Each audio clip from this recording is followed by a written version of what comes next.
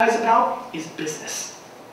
Is where business is going to be done and the playing field that you need to be a part of. And instead of being scared or dismissive, what you need to recognize is the obnoxious opportunity, because the cost of entry is zero. Zero. You can build brand and content for zero. People come into your world, you make real relationships.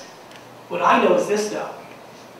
After you read the book, or if you go to my website and watch the videos and devour some of more of the details of what I'm talking about, I know that 95% of the people in this room will lose in this new world. You know why?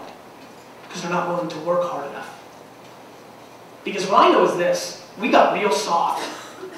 Last October, a year ago today, people were screaming and panicking. It's the depression. It's the depression. Nobody was outside eating food out of the trash. What happened is we got soft. People were upset because they wanted to buy a 59-inch television screen that December. Buy your 34-inch screen, shut up, and get to work. That's what I said. And more importantly, I love the fact that we live in a day and age where sweat equity can compete against straight cash. Where big brands are struggling to win and small entrepreneurs are winning every day, because the rules are no longer impressions. Because as eyeballs shift from TV and radio and well, ears and radio and newspaper, all of a sudden, where we have to tell our message, the cost is the same. So me versus Coke, same game. I can just outwork them, but most of all, I can outcare them. And so what I really hope that anybody leaves this room with is this. 2010, we're all in the same business. Customer service. That's where it's going. It's going to the customer service game, because your business will scale on the words of your consumers, and your consumer's voice and their words can travel in an unparalleled way. Period. End of story. Not complicated. And the places where you can tell your story and where you can activate those customers don't cost you anything.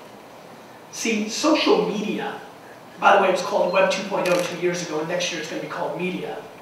Social media is interesting because you know what it is? It's a cocktail party. And if you treat it as one, you'll win. You don't roll up in a cocktail party and start handing out flyers or business cards. Then you become the spam guy. Nobody likes you. Too many people are just trying to close, like they're 19-year-old dudes. You need to take some time. Just a little. Just a little. And so what's imperative is this.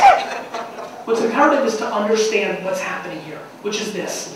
Every voice and every brand will be playing in this space. They are now, quickly. The fact that you can play as well. The fact that if you don't know, this is probably the most important thing I'm going to say, so everybody's got pen and papers, you want to write down this site. Because a lot of people are like, oh, I don't understand these sites, I don't get it, like how do I upload a video, what's WordPress, blogging, is that the same as a website? All these details that scare you, because I'm going global here, and then you want the details, how do I execute? There's a very important site that you guys should all know. You probably haven't heard about it. It's called Google. Google.com. It's crazy. Here's what you can do. You can type in, how do I upload a video to my blog? And hit enter. And at zero cost, they'll tell you. And even scarier, YouTube, which, oh, by the way, has quickly become the second biggest search engine in the world. YouTube, you can type in, how do I use a flip cam? How do I use Twitter? And they'll actually give you a video tutorial, which I know for a lot of us is an easier way to go about it. See, what I know is this. This is not about age. I don't want to hear, I'm too old, or please, please don't say to me, I didn't grow up with these things. You didn't grow up driving either. You figured it out. People are drawing lines in the sand and are making excuses. How many people in this room intend on retiring in the next 24 months? Not because, don't know 18-year-olds saying, yeah, I'm going to crush it. I mean, you physically think you're going to be out of business in the next 2 years. Raise your hand. One. Congratulations. Everybody besides that gentleman, you're more than welcome to leave or close your ears, but please listen, please.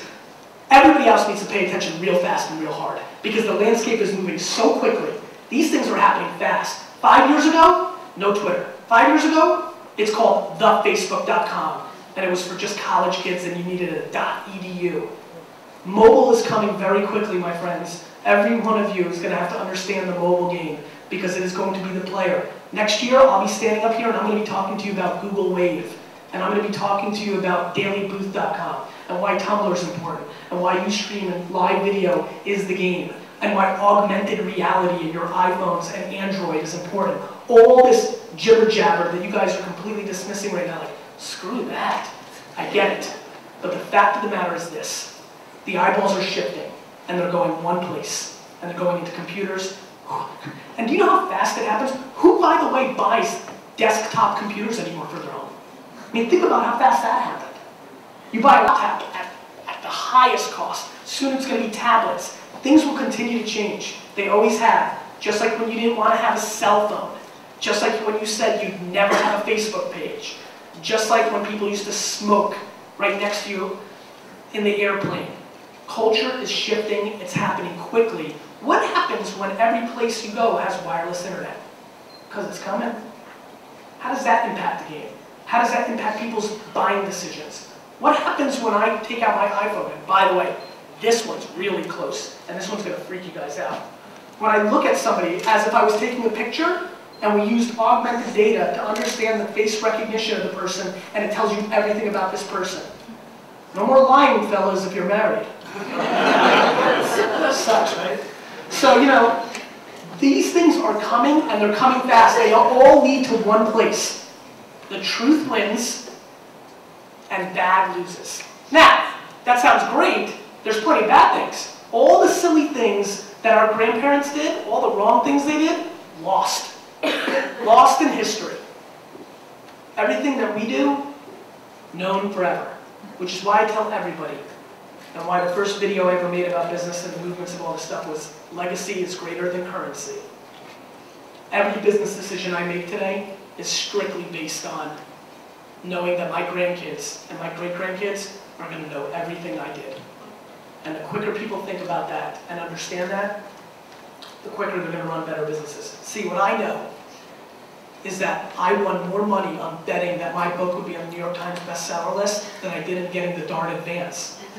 And the reason so many people didn't think it would was because of two major factors. One, old media people said, your fans aren't going to buy the book. You give away so much for free. You give away 800 episodes of My Library TV, free. You've done 100 business videos, free. All your keynotes are on the internet, for free. You email and this, you're too available. You have no limit. It's free.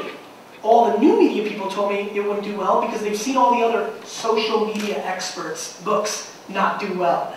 What I knew was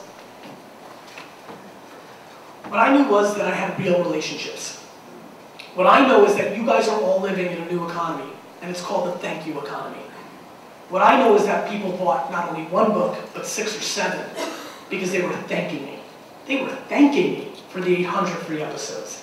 They were thanking me for the 100 free videos. They were thanking me for answering the 1,000 emails a day that I answer. How many people in here, don't lie, don't answer all the emails they get? Raise your hand. Thanks for the honesty. For somebody to take the time and send you an email, no matter what, I know people that don't reply to people on Twitter if they don't have enough followers. This whole numbers game, insanity. If somebody takes enough time to care about you, to email you or ask you a question, you owe it to them to give it back. It's customer service rules. Small town rules, guys. Baker's dozen. You ever hear of it? You know why that happened? Because the baker in town